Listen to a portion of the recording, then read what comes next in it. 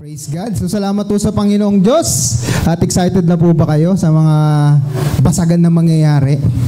So kanina pusong basag, di ba? Pero merong literal na basagan po na gagawin dito. At ilang araw na lamang po at konting tiis po tayo dahil sa mga discomfort na mararamdaman natin. Pero sabi nga ni John Maxwell, kung gusto mo ng pagbabago, dapat willing ka na makaranas ng discomfort. Kasi mahirap kasi 'di ba umalis sa isang bagay. At kailangan, halimbawa, simpleng paglilinis lang ng bahay, 'di ba? Babaguhin mo yung mga pwesto, kalkalin mo lahat. So, talagang katakot-takot na adjustment yung gagawin natin. At ngayon po, alang-alang ho sa ating Panginoong Hesus, alang-alang sa ating Panginoong Diyos, tayo po ay pansamantalang aalis dito sa lugar na ito. Pero dyan lang naman tayo sa kabilang lote lang tayo. So praise God po dahil nakikita na natin kung yung ating kung paano ho kumikilos ang ating Diyos at ang ating mga bunga ng ating mga pledges. Palakpakan po natin ang ating Panginoong Diyos. Lahat po yan ay naging posible dahil sa ating Diyos at sa bawat isa po sa atin nananalangin at nakikibakas para maging posible po ang imposible. Tatandaan ho natin dito sa ating Project Ezra na tayo po ay talagang we are walking by faith. Alam natin na yung finance natin, hindi siya sapat kung tutuusin. Pero sige, go tayo. Parang yung panahon din nila Ezra, di ba? Kasi bagong lipat din sila, galing sila sa Babylonia, bumalik sila sa lupain nila, wala silang pera, wala silang mga kagamitan, marami silang mga kalaban. But anyway, sa mga susunod na panahon, pag-aaralan natin yan, yung about sa Ezra and Nehemiah. So ngayon po, tayo ay nagpapatuloy sa ating post-retreat pa rin. So alam na natin yung tatlong topic na pinag-aralan natin doon, yung power to save, power to transform, and power to serve. And last week, power to win souls. Pero ngayon po, may kinalaman ito sa power to win souls. Ano ho kaya ito? So ano yung topic natin ngayon? 1, 2, 3, go! Yan. Kapangyarihang magpagaling or power to heal. Alam na po natin na ang Diyos natin ay nagpapagaling. Alam na natin lahat ng bagay ay posible sa Diyos. Naniniwala tayo dyan. Pero merong big question. Bakit kaya hindi natin nararanasan sa kalagitnaan natin? Nagigets ninyo? Di ba pray tayo ng healing? Ano kaya yung kailangan nating gawin? Sino kaya talaga yung tinatarget ng Lord na pagalingin? Siyempre, mananalangin pa rin tayo ng mananalangin for healing. But to take note, even kung makikita natin sa buhay ni Pablo, meron siyang tinatawag na thorn in the flesh, pero hindi pinagaling ng Diyos. Pero magtataka ka, nagpapagaling ang Diyos sa pamamagitan ni Pablo. Magtatanong ka, di ba? Ano kaya ang kailangan nating gawin para mag-manifest, makita natin yung kapangyarihan ni Jesus na magpagaling. Kasi pinangako niya yan. Tayo tayong lahat, babasahin natin ito sa Mark chapter 16, verses 14 to 20. Kasi naririto po yung sekreto. Actually, hindi naman ito sekreto. Pero siguro iba lang yung perspective natin sa perspective ni Jesus. Again, kagaya ng sabi natin kanina, may kinalaman ito nung last week. Power to win souls. So ano ho kaya sinasabi dito? Basahin natin mula 14 to 20 sa 1, 2, 3, go! Sa 11 alagad, habang kumakain ang mga ito.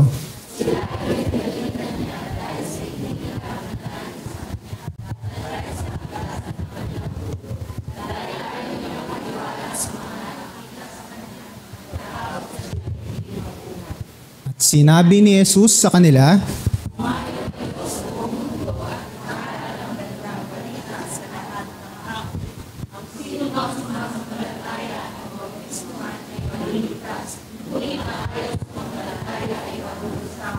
ang mga sumasampalataya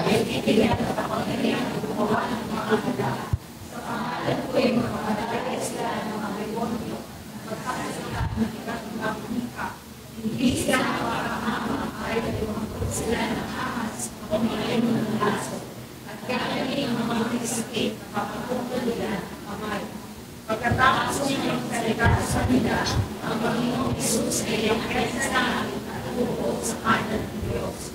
Kumain man at Nilutuan sila ng Panginoon sa gawain ito.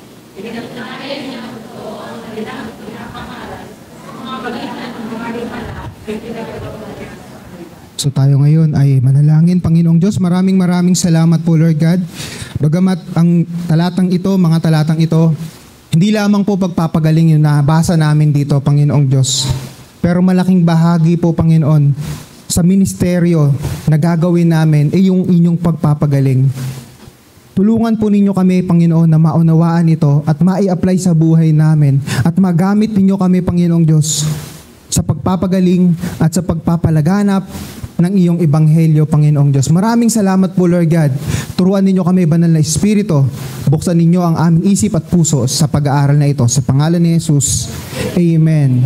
So ngayon, sa liwanag ho ng binasa natin sa Mark chapter 16, verses 14 to 20. Ano ho yung unang-unang makikita natin dito? Unang-una po, ang huling habilin ni Jesus sa kanyang mga alagad. Gaano ho kahalaga yung huling habilin sa atin, sa atin lamang. Halimbawa, kung tayo mayaman, siguro mga applicable to sa mga mayaman, ano?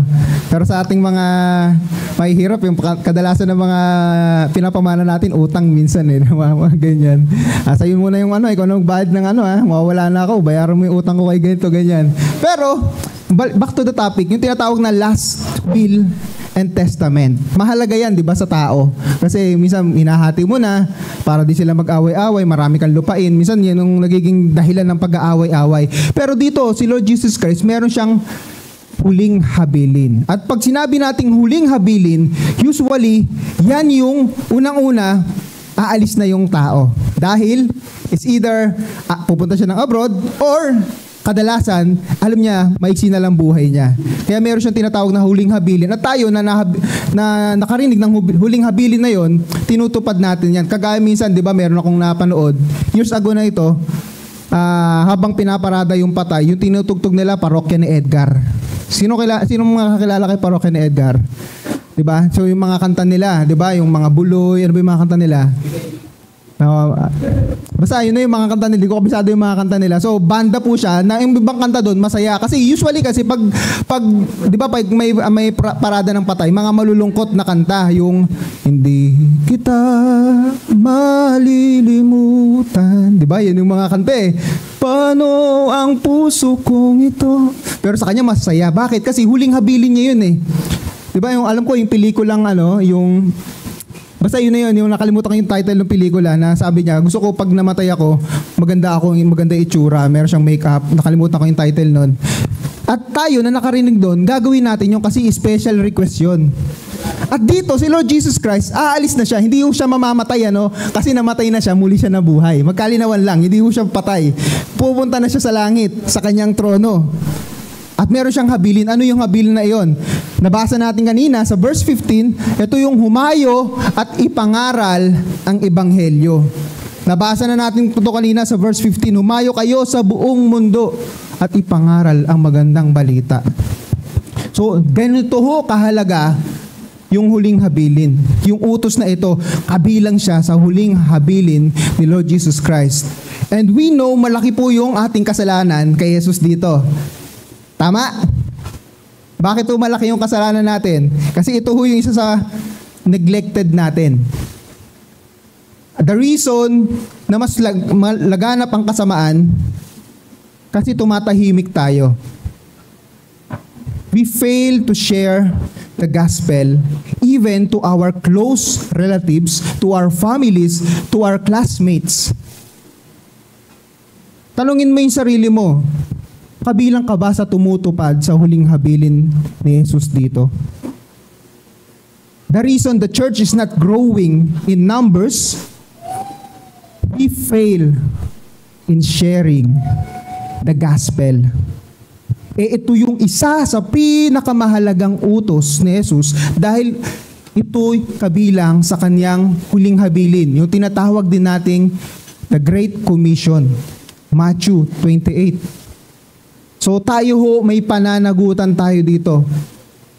Tandaan natin, ang itong utos na ito, hindi ho inutos sa mga pastor lang, kundi sa mga alagad. Kung tatandaan natin sa Acts chapter 6, Acts chapter 8. 'Di ba nung pinatay si Stephen sa Acts chapter 8, pinersecute ang mga Kristiyano. Yung mga Kristiyano umalis sila sa Jerusalem. Yung naiwan yung mga apostol, sila Pedro. Anong nangyari? Anong nangyari doon sa mga nagkawatak-watak na mga Kristiyano? Take note, hindi po mga apostol yun. Mga disipulo ni Kristo, mga naniwala sa Ebanghelyo. Lahat ng kumalat na puwersang umalis sa Jerusalem, saan mang dako sila, sabi doon sa verse 4, saang dako man sila pumunta, ipinangaral ang Ebanghelyo. Kaya dumami ang mga Kristiyano. And eventually, si Pablo, siya ay naging Kristiyano rin. Siyempre, si Lord Jesus Christ yung nag-minister sa kanya. Pero makikita natin dito, ginawa nila yung bahagi nila. Nagmamasdan ko yung mga kapamuso natin. Nakakatuwa ho na dahil meron tayong mga kapamuso na unti-unti nadadala nila rito yung mga kanilang mga kapamilya. Alam ko meron akong mga kalala talagang inabot nila yung mga kapamilya nila pero talagang ayaw talaga. Meron tayong mga ganyan. Minsan na pumunta sila rito pero wala talaga. Pero ito po yung hamon sa atin. Yung pinakaunang ministeryohan po natin ng Ebanghelyo yung ating mga kapamilya. At kung sa palagay mo nagawa mo na yung bahagi mo, huwag kang tumigil sa pananalangin. Hayaan natin yung kapangyarihan ng panalangin o kapangyarihan ni Jesus yung bumasag sa puso nila. And in the long run, makasama natin sila. Kailangan ho natin sila iiyak sa panalangin. Bakit? Kasi ito po yung number 2, ang kahalagahan ng pagsunod sa habilin ni Jesus. Bakit po? Sobrang halaga nung habilin ni Jesus. Next slide. 1, 2, 3, go. Yan. Maligtas ang sasampalataya kay Kristo. So, hindi ho tayo nag-share para lang dumami tayo sa church. Ay, ang konti natin, siguro kailangan natin mag-share. So, it's not, maganda, nakikita natin yung mga resulta. Maganda yan. Pero the number 1 goal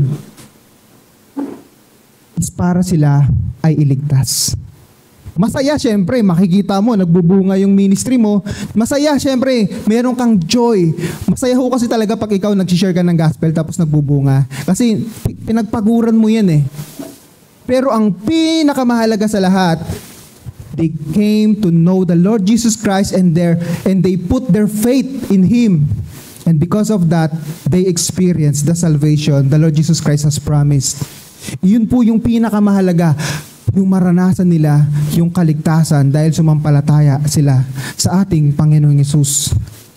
At ngayon po, sa next slide natin, para humatupad ito, yung kapangyarihan sa pag-ebanghelyo. Power to heal po tayo, no? Pero titignan ho natin, kailangan makita natin yung connection nito. Yung sa power to heal, sa pangalan ni Jesus. Pero tignan natin yung kapangyarihang ibinigay ho ng pangalan ni Jesus. Ano yung binigay niya? Nabasa natin kanina sa verse 17, lahat ng mga sumampalataya sa Kanya ay bibigyan ng kapangyarihan gumawa ng mga himala. Nagbigay ho si Lord Jesus Christ ng 4. Unang-una po, yan dito, magpalayas ng mga demonyo. Deliverance ministry. Pinangako niya ho yan sa Luke chapter, nabasa na natin kanina sa verse, pero magkumuha tayo ng ibang talata. Luke chapter 10, verse 19.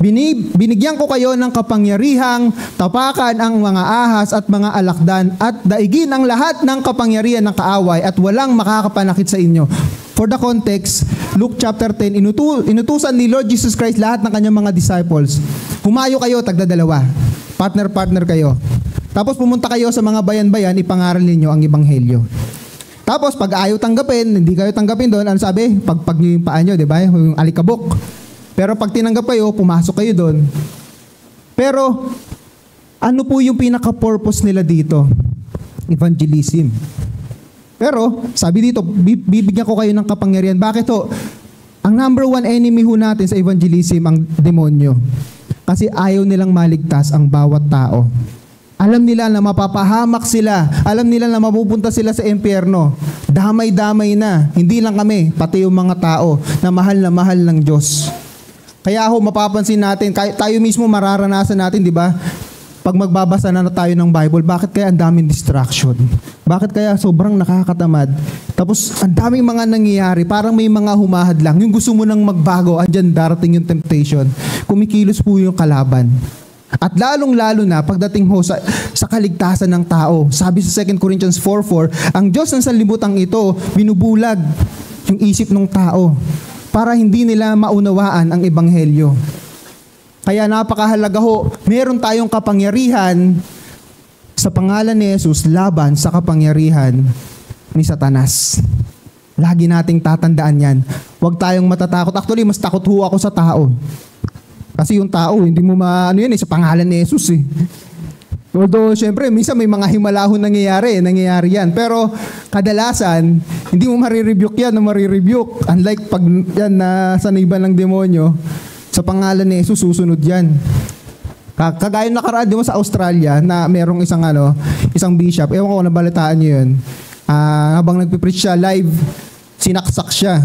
So, di ko alam ko nakaligtas siya. So, live po yun, FB, naka-live siya, parang live stream sa Australia. So, sinaksak siya ng maraming beses, 4 na beses yata yung tama. Hindi ko masyadong yung detalye. Pero yun yung sinasabi natin, yun, walang sanib yun eh. Pero meron under the influence yung isip niya. Mas nakakatakot po yung tao. Kasi ikaw, tiniyak na ng Diyos, meron kang kapangyarihan against Satan. Tapos, ito yung pangalawang kapangyarihan na ibinibigay ng pangalan ni Jesus, magsalita ng iba't ibang wika. So, bagamat alam ho natin na hindi ho lahat ay binibigyan ng ganitong kaloob, pero malinaw naman na sinabi yan sa Mark chapter 16. Pero basahin natin sa ibang verse, sa 1 Corinthians chapter 12:10, may mga pinagkalooban ng kakayahang magsalita sa iba't ibang mga wika at sa iba naman ay magpaliwanag ng mga iyon. So, biblical po yan, yung speaking in tongues. Bagamat po tayo, hindi natin siya pinapractice in public, pero pinapractice po namin yan usually pag yung mga small group or tayo lang kasi hindi ho lahat ng tao kayang i-take yan.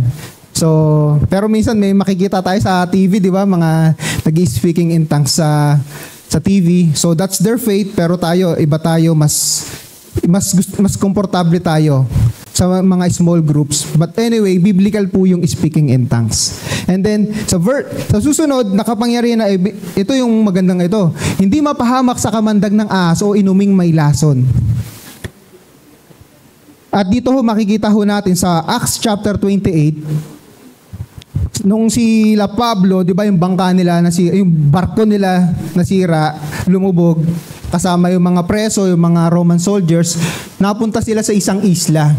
Tapos sa isla na iyon, dahil tandaan natin dito si Pablo, preso siya rito, pero hindi po siya nakaposas. Nung kumukuha siya ng kahoy, naalala niyo yung story? Pagkuha niya ng kahoy para panggatong, merong ahas na pumulupot sa kanyang kamay at siya ay tinuklaw. Ang reaction ng mga native, yung mga nakatira doon, ay siguro may kasalanan nito sa Diyos. Kaya siya tinuklaw. Hindi man siya, nakaligtas man siya sa dilubyo, hindi siya nalunod, pero pinarusahan na siya ngayon. Inaantay ng mga tao, ito na nga, inaantay na nila na mamaga siya, pero hindi siya namaga. Pero kasi mayroong siyang proteksyon ng Diyos. Hindi siya nalason. Hindi siya na-apektuhan ng kamandag. Kasi mayroong pang layunin si Pablo ng panahon na ito. At syempre, dito tayo sa pang-apat, yung topic natin ngayon, magpagaling na mga may sakit na papatungan ng kamay. Iba't ibang himala yun, pero dito tayo magbigay ng focus kasi napakahalaga ito. Again, kapartner po ito nung last week. Power to win souls. Again, yung tanong natin kanina, bakit hindi natin nasasaksihan yung kapangyarihang magpagaling ng Diyos? Nung sinabi ni Jesus, nabibigyan kayong kapangyarihan na magpagaling, ano ba yung nasa isip ni Jesus? Kapangyarihang pagalingin ka? O yung kapangyarihan pagalingin yung kapwa mo? Kasi kung balikan natin si Pablo, hindi siya pinagaling ng Diyos pero ginamit siya para magpagaling ng iba. Siguro may idea na kayo. Kaya napakahalaga ho na maunawaan natin para maranasan natin yung manifestation ng kapangyarihan ng Diyos. Ito ho yung kailangan natin gawin. Bilang conclusion, number 1, yan. Conclusion number 1 na agad tayo. 1, 2, 3, go!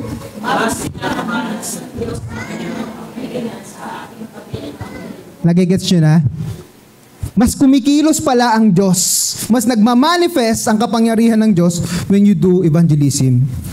Yun pala ang sikreto. At nakakatuwa ho dito, no? Parang sa BOT. Kung gusto nyo mag-request para ma-approve, kailangan may evangelism. Youth Fellowship with Evangelism. Baka pumasa yung budget nyo. Siguro sa PMM, 2 speakers with evangelism, pwede kaya yun. So, kasi ang nakakatuwa kasi dito, natutuwa ako sa ating Board of Trustees. Kasi, okay, marami tayong gastos, pero para sa kaluluwa, sige, lalabas tayo ng pera, evangelism. At dito makikita rin natin yung idea ni Jesus. Mas nagmamanifest yung kapangyarihan niya when we do evangelism. Balikan natin yung 4 kanina na kapangyarihan. Unang-una ho yung deliverance ministry. Balikan natin yung verse kanina sa Luke chapter 10 verses 19. Pero ngayon dugtungan natin ng 20. Sabi sa verse 20. Meron bang verse 20 yan? Ayan. Basahin natin. 1, 2, 3, go. Ngunit magalala kayo, hindi dahil sa napapasulutin niyo ang mga espiritu, hindi dahil nakatala sa akin. Yun. Mas magalak kayo dahil hindi lang napapasunod yung masamang espiritu, kundi ikaw, yung pangalan mo nakalista sa langit. At higit sa lahat, knowing the context, ano yung ginawa nila dito? Nag-i-evangelize sila. Deliverance ministry is part ng ministry natin. Sa mga hindi ho nakakaalam, ito hong drums natin, bunga po ito ng deliverance ministry. Alam niyo po ba? Meron tayo na ministeryohan before sa Golden Faith Academy. Diba si Pastor Joe pa yun eh. Pupunta siya to minister dun sa tao. Actually, nagkakaroon pa kami ng Bible study sa bahay nila. And then, because of the deliverance ministry, bakit to? Kasi yung estudyante, meron siyang anting-anting. At yun yung naging entry point ni Satan. Kaya siya na-oppress or minsan parang sinasaniban. Pero again, kahit gaano ho makapangyarihan si Satanas, wala ho sila sa kalingkingan ng kapangyarihan ng ating Diyos. Sa pangalan ni Jesus, kahit anong tigas ng ulo nila, susunod at susunod sila. May pagkakataon pa na habang nagmi-minister si Pastor Joe, umakit siya sa 2nd floor. Sa pangalan ni Jesus, mga ganyan. Kasi si Pastor Joe, ang kanyang technique ay hindi ho yung palalayasin lang basta. Yung kakausapin niya yung tao. So yun po yung mga natutunan namin kasi maganda makausap na sila mismo i-rebuke nila yung masamang espiritu. Meron time na si Pastor Joe naranasan niya, sinuntok talaga siya. Walang tao, no? Pero sinuntok siya ng masamang espiritu. Siyempre, tiniis niya yun. Pero in the long run, ano yung nangyari? Kung hindi ako nagkakamali, sila ay active na active pa rin po sa church. So, bunga ho ng deliverance ministry ito. At ang mga panahon na yon, nung nangyayari po yung deliverance ministry, napakalakas po ng evangelism na nangyayari sa church. Nung lumalabas kami, every night sa Villa Luz, nagba-Bible study kami dyan. 7:00, ang ilaw namin, yung mga poste, nilalamok kami. Yun talagang revival, evangelism. Pero kasabay ng evangelism, di ba nakapagtataka, ang lakas din ng resistance. May nakikitang may mga nararamdamang presensya ng masamang espiritu kasi tinatakot tayo. Huwag na kayong mag-evangelize. Kaya minsan pag kayong komportable tayo sa church, mas masaya po yung mga demonyo. Sige, diyan ka na, mag-praise and worship ka dyan. Importante, napapahamak yung mga tao sa paligid mo. Kaya pag tayo ay nag-evangelize, mas malakas yung resistance. Pero again, ito po yung assurance. Tayo ay binigyan ng kapangyarihan sa pangalan ni Jesus. And then dito sa speaking in tongues na balikan natin kanina, lahat po ito may mga kinalaman sa pag-iebanghelyo eh. Kaya nga sabi dito sa 1 Corinthians chapter 14 verse 1, pakamithiin ninyo ang pag-ibig. Hangarin ninyo ang mga kaloob na espiritual, lalong-lalo na ang makapagsalita ng mensahe mula sa Diyos. Yes, masarap sa feeling yung meron kang ganyang klaseng mga kaloob na ibinibigay ng Diyos sa iyo sa pamamagitan ng banal na espiritu. Pero pakamithiin ninyo yung makapagsalita ng mensahe na mula sa Diyos. Ang context nito, katatagan ng church, kailangan tumatag ang church. Paano yun? Kailangan ibigay yung mensahe ng ebanghelyo, ituro natin. Tapos ito po, again, bakit to tayo binibigyan ng protection ng Panginoong Diyos mula sa mga kamandag ng ahas or lason? Again, may kinalaman na naman ho sa pag-iebanghelyo. Dahil nung si Pablo natuklaw siya ng ahas, ano yung ginagawa niya? Ano yung mission niya? To share the gospel. Actually, tignan natin, pag binasa natin yung karugtong nito, nakapag-share po si Pablo ng gospel sa Acts chapter 28, yung kaninang binasa natin kanina. Maraming mga nagbigay pa nga nung paalis na nga sila, nagbigay ng mga regalo sa kanila bago sila umalis. Ibig sabihin, because of the miracle na nasaksihan ng mga tao dito sa isla, naniwala sila sa ebanghelyo. Kaya wag ho tayong magpapatuklaw sa ahas o iinom ng lason. Basta-basta, kasi meron ito nangyari sa Amerika. Nagpipreach siya, lagi siyang may dalang cobra, minsan natuklaw siya ng ahas. Kasi ginawa niyang literal. Kasi mali yung pamamaraan. Ang pamamaraan nito, kung meron kang special mission na binibigay sa iyo ng Panginoong Diyos, meron din siyang special na protection. Kung meron hong nakakaalala, one time mo si Pastor Joe, nag-abroad po siya. Meron pong isang Sunday na absent po si Pastor Joe dito kasi meron siyang inattend na conference sa Singapore po ba yan? Singapore. Mga pastors yun, mga missionary. At merong isang missionary doon na sa isang isla, nakapag-minister siya. Ito yung testimony niya. Nakalimutan ko na yung pangalan kasi sobrang tagal na nito. Anong year ba yun?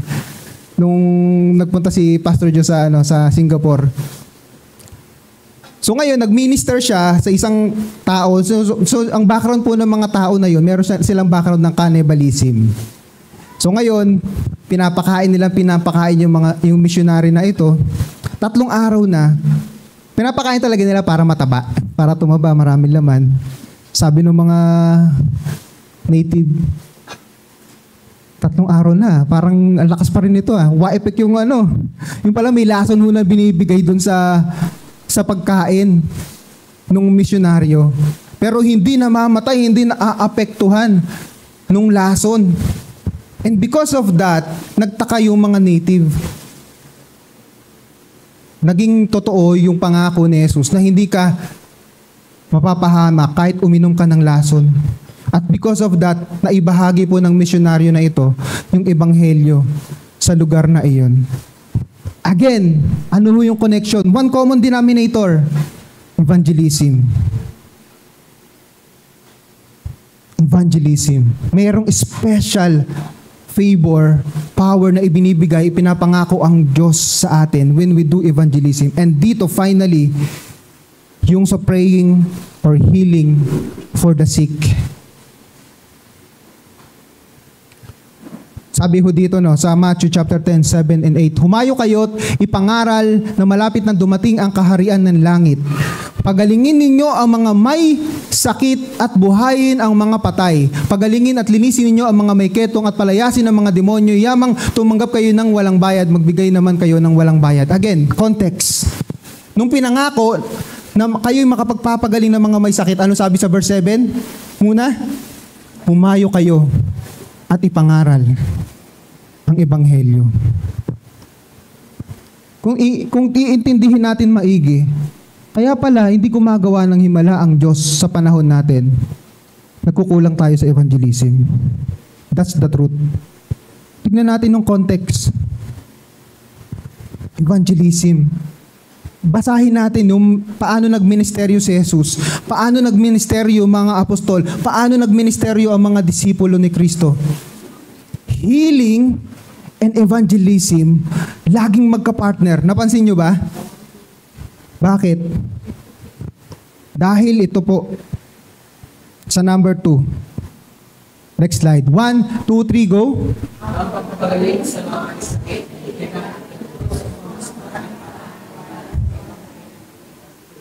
kasi mas maraming naniniwala. Bakit? Yung paggawa ng himala, ito po ay nagiging katibayan na totoo yung sinasabi mo. Na totoo yung tinuturo natin sa kanila. Although kailangan ho natin maging maging wise dito kasi merong mga counterfeit miracles. Ano po, yung mga gumagawa sila ng himala, pero titignan natin biblical ba yung pagtuturo nila, yung tinuturo nila. Pangalawa, tama ba yung practice nila? Halimbawa, di ba, merong mga albularyo, mga ganyan, kung may mga pinapakain sa'yo, Kung nakakagawa man sila ng himala, alam na natin na hindi ho galing sa Diyos ang kapangyarihan ito. Pero kung ang tinuturo nila ay ang ebanghelyo ni Kristo at sila'y nakakagawa ng himala, at until now ho, meron yan. Meron hong ginagamit ang Panginoong Diyos dyan. So malaki ho yung pagkukulang natin. So binubuksan po ng Panginoong Diyos yung ating pangunawa. Gusto nyong maranasan yung pinangako kong kapangyarihan? Go! Evangelize. And these are my promises. Kaya tayo ay hindi natin nararanasan ng kapangyarihang ito. Nagpipray lang tayo for the sick. But we are not doing evangelism. In the first place, bakit ba tayo naririto lahat? Because someone evangelized us. Di ba? Kaya tayo ay manalangin sa Panginoong Diyos, Lord, bigyan niyo ako ng pasanin. Lord, gusto kong i-claim yung promise na ito. Sa totoo lang, tayong lahat ay baguhan pa rito. Hindi natin alam, kulang pa tayo sa karanasan. Pero knowing ito'y pinangako ng Panginoong Diyos, walang dapat ikatakot. Kaya yung nakaraan, bumisita tayo sa isang bahay dahil meron siyang sakit. So, pinatungan natin ng kamay, asa lang tayo sa Panginoong Diyos. Sabi ko, sige Lord, kung ang nasa isip ko na ngayon, hindi naman ako yung mapapahiya eh. Kasi kung ano mo yung ipapanalangin ko, unang-una kayo po yung pangalan nyo. Kaya nga ang laging nasa isip ko, Lord, wag nyo pong hayaan mapahiya yung pangalan. Ganun yun yung nasa isip ko, yung mindset ko. Yes Lord, maaring ako yung mapapahiya, pero higit sa lahat yung pangalan mo yung nakataya dito. At kaya maintindihan din natin, bakit nagpapagaling si Jesus when we do evangelism? Kasi yung pangalan niya yung nakataya. Yung kaligtasan ng mga kaluluwa. Sabi ho dito, sa Mark chapter 1:32, pag binasa ninyo yung mula pa lang sa Mark chapter 1, ang dami ng healing na ginawa dyan. Healing evangelism. Sa Mark, action agad. Pagbigay tayo ng sample. Dito sa verse 32, pagsapit ng gabi, pagkalubog ng araw, dinala kay Jesus ang lahat ng may sakit, ang mga sinasapian ng demonyo. Halos lahat ng taga roon ay nagkatipon sa harap ng bahay. Pinagaling ni Jesus ang maraming may sakit, anuman ang kanilang karamdaman, pinalayas din niya ang mga demonyo at hindi niya hinayaang magsalita ang mga ito sapagkat alam nila kung sino siya. Pero ito yung maganda. Again, ano yung kapartner ng healing? Verse 38. 1, 2, 3, go.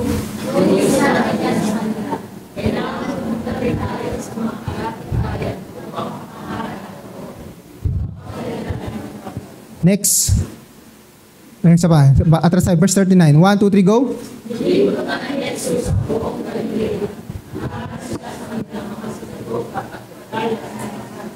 So makikita ho natin, di ba, yung pattern. Ang mission, evangelism. Pero, papartneran ng doing signs and wonders. At isa doon, yung healing. Kaya kung kung alam natin yung taong yan, kailangan niya ng ebanghelyo, hindi pa kumikilala, wag ho tayong matakot ipanalangin yan. And then share the gospel. I-claim natin yung promise. Kung sa palagay natin, parang pakiramdam natin, parang wala naman nangyari, gawin mo pa rin. Hindi mo alam kung paano kikilos ang Panginoong Diyos. And I was really encouraged nung tayo binisita dito ng yung Free Bibles Ministry, di ba? Yung Friends of Jesus Christ. Nung minsan ipanalangin natin, doon nagsimula bumukas yung aking pag-iisip actually. Kasi nakakatakot manalangin eh. Kasi ang takot natin, paano pag hindi gumaling?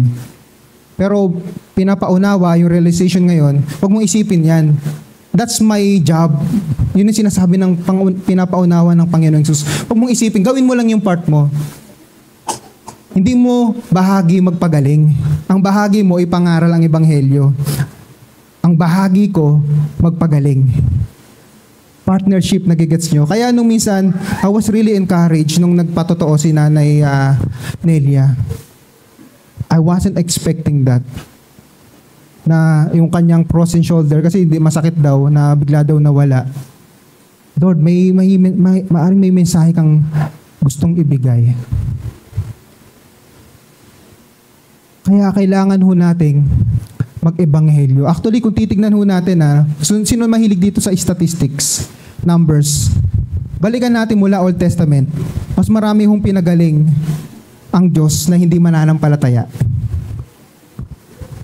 Sa Old Testament, sino ba yung maaalala nyo na pinagaling na believer ng Diyos? Ang una ko naisip si Hezekiah. Pero the rest, sila Naaman, yung mga pinuntahan nila Elijah, pinuntahan nila Elisha, mga hindi nila kababayan mga pinagaling ng Diyos. Pagdating sa New Testament, sino yung mga pangunahing pinagaling ni Jesus? Yung mga pinupuntahan nila, pinapangaralan nila ng ebanghelyo. Si Pablo, nanalangin siya, Lord, tanggalin mo na tong thorn of the flesh. 3 beses siya na iniyak sa panalangin. Hindi pa rin maalis-alis. Pero sabi ni Lord, yung sapat ang biyaya ko sa iyo. Kasi it's not about us. Minsan nagtatampo tayo, bakit?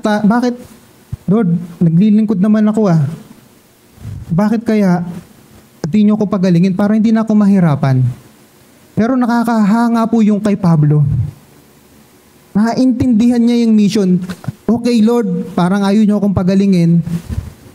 Sige, pero gamitin niyo na lang ako. Kaya nga sabi niya sa Acts 20:24, walang anuman sa akin ang buhay sa akin. Walang halaga ang buhay ko. Matupad ko lamang yung aking tungkulin na maibahagi ang ebanghelyo. Pag naiintindihan natin yung mission natin sa Panginoong Diyos, yung tampo, mababaliwala mo yan. Even yung kay Timothy, meron siyang sakit sa sikmura. Ano sabi ni Pablo? Uminom ka ng konting wine para makatulong naman sa sakit mo. Makikita natin, di ba, na hindi pinapagaling. Pero nagpapagaling sila ng ibang tao. Na even yung kanilang anino, dumaan lang yung anino nila Pedro, yung nadaanan ng anino, gumagaling. Even yung mga apostol, na persecute sila, sinaktan sila, pinatay sila dahil sa ebanghelyo, ba't hindi sila iniligtas ng Diyos doon? Malinaw sa kanila kung ano yung mission nila. Mga kapamuso, binigyan tayo ng kapangyarihang magpagaling. Hindi lamang tayo para pagalingin yung sarili natin, tayo.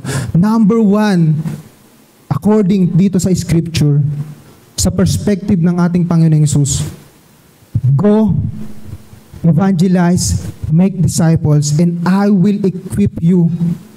I will give you these powers. Huwag ho tayong matakot mag-share ng gospel. Huwag ho tayong matakot ipanalangin personally yung mga tao na nangangailangan ng panalangin, lalong-lalo na kung sa palagay mo hindi pa kumikilala yan. Sapagkat yun ang pinangako ng ating Panginoong Jesucristo. Again, the reason hindi natin nakikita sa kalagitnaan ng mga pagpapagaling, hindi tayo nag-i-evangelize. Bagamat ang Diyos po natin nagpapagaling pa rin yan. Nagpapagaling siya. Even siguro may mga papagalingin tayo sa mga karamdaman natin, palakasin tayo. Pero merong special na pagkilos ang Diyos pagdating ho sa evangelism. Gusto ko pong i-share sa inyo itong 2 istorya po sa Jessica Soho. Sino nakapanood nito? Bagamat yung practice ho nila maaring may pagka-extreme, siguro sa tingin natin, or maaring hindi tayo komportable sa mga ginagawa nila. Ito ho, tapos yung isa pang video, 2 po yan ayan. Hanapin nyo na lamang po. Ano yung ginagawa nila? Nagkakaroon sila ng mga crusade. Pero actually, na-discover nila na meron silang ginagamit sila ng Panginoong Diyos para magpagaling. And because of that, ginagamit nila yung kapangyarihan na magpagaling to share the gospel. Bakit po kumikilos ang Diyos sa buhay nila? Kasi sinishare nila yung gospel. Pag pinanood nyo po yung video na yan, again, yung mga doktor, sabihin nila, ano lang, placebo effect, dahil mind conditioning. Pero kung titignan po ninyo yung mga patotoo ng mga tao, ay pwede yung panoorin yan, hindi ko na ho ikikwento. Pero ang punto rito, kaninong pangalan sila nagpapagaling? In the mighty name of Jesus. Ang challenge yun dito, hindi ho natin kailangan magkaroon din ng crusade katulad nila. Pero siguro in the long run, kasi nagsimula lang naman yan paunti-unti eh. Hanggang sa ay, gumaling yung tao, siguro may kapangyarihang magpagaling. Binigyan ako ng kapangyarihan ng Diyos. Sinubukan lang nilang manalangin, and then gumagaling hanggang sa talagang kumikilos ang Diyos sa kanilang buhay. Pero ang pinakapunto dito, they evangelize, they pray for the sick sa pangalan ni Jesus. Maaring yung mga practices, maaring magugulat tayo. Pero wag na muna nating pansinin yon. Pero yung pinakamahalaga dito, they pray for the sick in the name of Jesus and they share the gospel. Kaya maging hamon po sa atin ito. Lord, since I have a passion for souls, please give me this gift of healing. Kasi minsan, humihiling tayo ng himala ng Diyos because we want the first-hand experience. Instead of the people we are ministering, maranasan nila yung tinatawag na born-again experience. Mas nakafocus ka sa yung karanasan mo, yung mararamdaman mo. Kasi ang sarap eh. Wow, Lord, gumaling yung tao. Ang sarap sa feeling. Gusto kong ma-experience, sarap ng experience na yon. Pero hindi yung karanasan mo ang mahalaga, kundi yung born-again experience ng tao. Yun ang pinakamahalaga. That's why the Lord Jesus Christ, binigyan niya ng kapangyarihan ang kanyang mga alagad na pag kayo ay mangangaral ng ebanghelyo, I will give you this power para patunayan na totoo ang ebanghelyong inyong itinuturo. Huwag ho tayong matakot na manalangin. Paano natin madidiscover kung hindi tayo susubok? Mag-pray lang tayo. Pag-pray natin ng mga may sakit, dalawin natin ang mga may sakit, ibahagi natin ang ebanghelyo. Malay mo, isa ka pala sa mga tinatawag ng Diyos para dito. Until now, hindi natin alam. Pero hindi natin malalaman kung hindi natin masusubukan. Pero isa lang ang kaya kong ipangako sa inyo. Pag nangako si Jesus, tutuparin niya. Kung ano ang sinabi ng Biblia, totoo yun. Hindi ako nangangako sa pangalan ko, nangangako ako sa kapangyarihan ng salita ng Diyos. Kung ano yung sinabi niya, kailangan nating maniwala. Kailangan lang natin ng willingness na magpagamit sa ating Panginoong Diyos. Tayong lahat ay tumayo.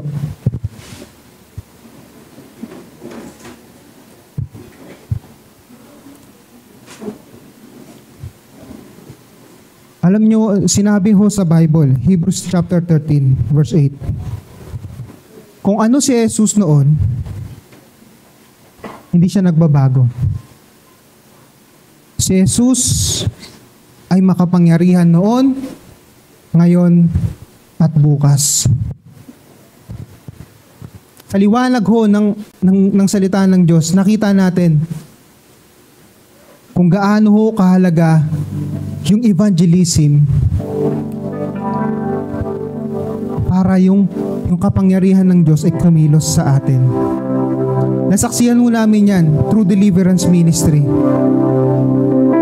May mga na-evangelize, may mga naging Kristiyano because of the deliverance ministry.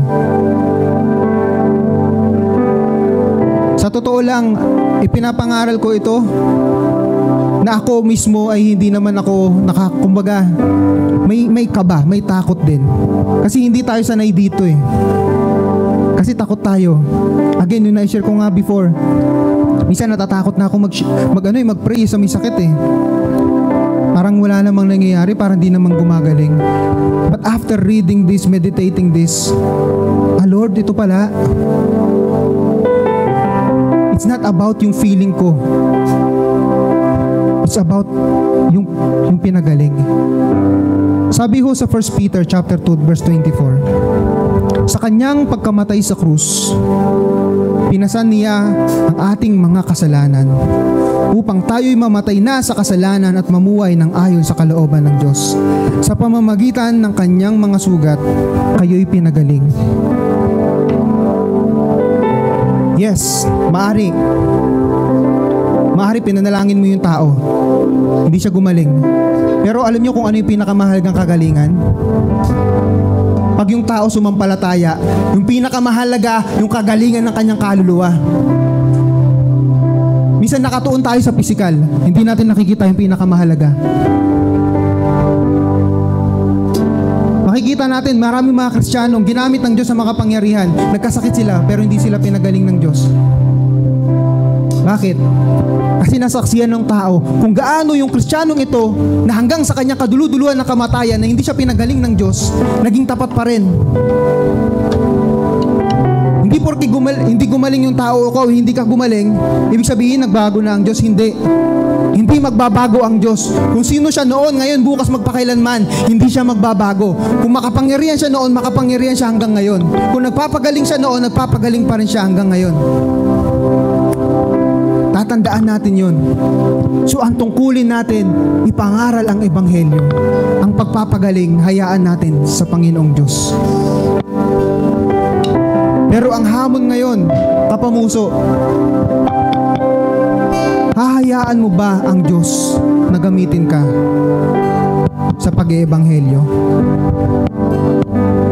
Pag merong kang kaklase, merong kang katrabaho,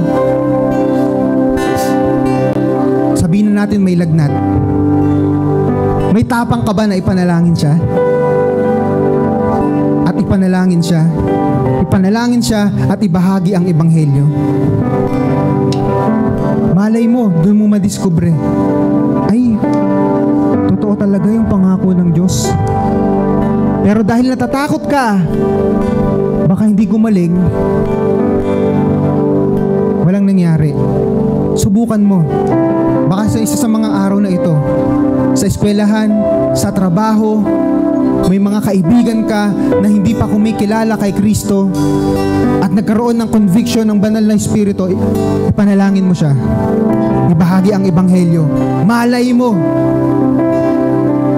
nakita na natin na mas kumikilos ang kapangyarihan ng Diyos kapag tayo nag-evangelize.